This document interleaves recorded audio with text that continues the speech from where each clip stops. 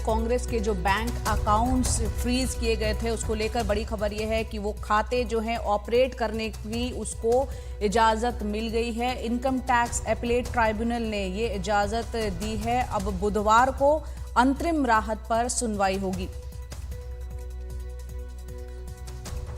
प्रशांत हमारे साथ एक बार फिर जुड़ गए हैं। जी प्रशांत, बताएं ये पूरा मामला अब आगे बताएं, क्योंकि यहाँ कांग्रेस एक बड़ा आरोप अभी उसने लगाया था कि उसके खाते जो है सील कर दिए गए हैं। अब उसको कहीं ना कहीं ये अंतरिम राहत मिली है।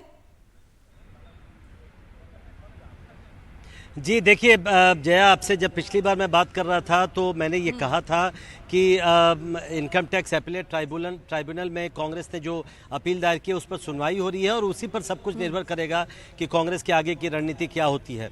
अब विवेक तनखा जो कांग्रेस के सांसद हैं, वकील हैं और वही पार्टी की तरफ से ट्राइब्यूनल में पार्टी की जो अपील है उस पर सुनवाई में भाग ले रहे थे और उन्होंने ये खुद ट्वीट करके एक वीडियो एक अपना बयान जारी करके ये सूचना दी है कि आज जो सुनवाई हुई है उसमें फौरी तौर पर ज़रूर पार्टी को राहत मिल गई है और ट्राइब्यूनल ने कहा है कि पार्टी अपने अकाउंट को ऑपरेट कर सकती है और जो कांग्रेस की जो अर्जी है, जो अपील है, उस पर अगली सुनवाई बुधवार तक होगी। तो कम से कम बुधवार तक कांग्रेस को ज़रूर राहत मिल गई है।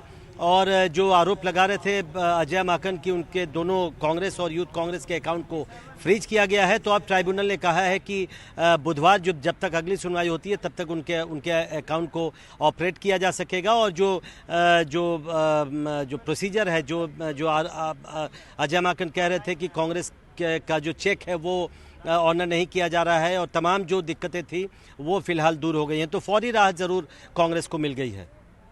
फौरी राहत जरूर मिल गई है। एक बार फिर हमारे दर्शकों को प्रशांत बहुत ही संक्षेप में बता दें, आज जब प्रेस कॉन्फ्रेंस अजय माकन ने की तो पूरा क्या आरोप लगाया था? जी देखिए, उन्होंने कहा था कि पिछले कुछ दिनों से पार्टी की तरफ से जो चेक जारी किए जा रहे थे उस पर उसको बैंक ऑनर नहीं कर रहा था। इसका मतलब उससे पैसे बैंक से नहीं निकल रहे थे।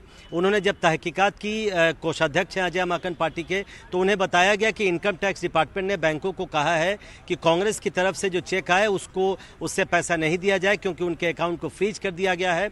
और उसकी वजह यह है कि 2018-19 जो असेसमेंट ईयर इनकम टैक्स के हिसाब से होता है उसमें कांग्रेस ने अपना जो रिटर्न है वो भरने में 40-45 दिनों की देरी की थी। 4-5 साल हो गए उस बात को और उसको आधार बनाकर कांग्रेस और यूथ कांग्रेस से 210 करोड़ की एक तरह से पेनाल्टी मांगी गई है इनकम टैक्स डिपार्टमेंट की तरफ से, जिसको रिकवरी भी बोलते हैं।